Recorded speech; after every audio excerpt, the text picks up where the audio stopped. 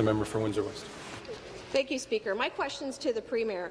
Speaker, it's simply not enough to stand up and say you value our province's teachers and education workers, but continue to ignore them at the table. Members of this House heard this morning from CUPE education workers who have been without a contract since September 2014 and are still seeking a fair deal.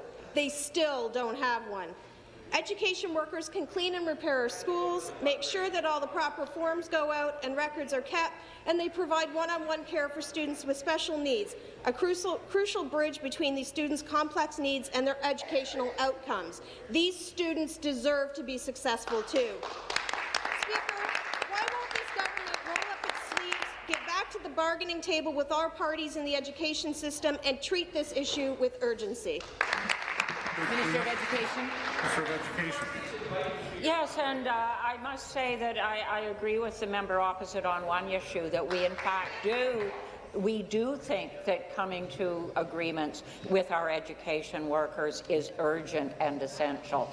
In fact, that's why we have been in negotiations for the last 2 weeks, not just with CUPE, which represents many of our education workers, caretakers, maintenance, secretarial, clerical, education assistants, early childhood educators, professional student supporters, lunch hour supervisors, all sorts of roles that are quite essential in our province's schools. We've also been negotiating with the Ontario Secondary School Teachers Federation, which also represents a large number of education workers.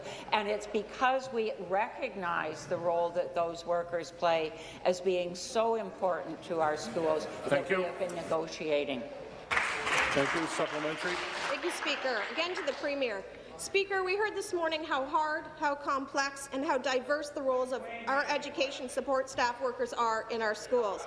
But they've been clear in bargaining about what they want, what is best for not only workers but students as well. Not a bottom line, not a final answer, but respect. Speaker, why won't this government get back to bargaining in earnest with elementary teachers and education workers? Why is this government content to create crisis in our schools? Minister. Yes, and I can only repeat that we have been focused on negotiating with our education workers because we respect them, because we value them. So, as I said before, we have been negotiating with CUPE. We're looking forward to establishing more dates with CUPE. We have been making good progress, and I think that there's real opportunity there for us to come together because CUPE has been quite clear about what it is they're asking for, and I think that we will be able to come together on our negotiations with that group. Here.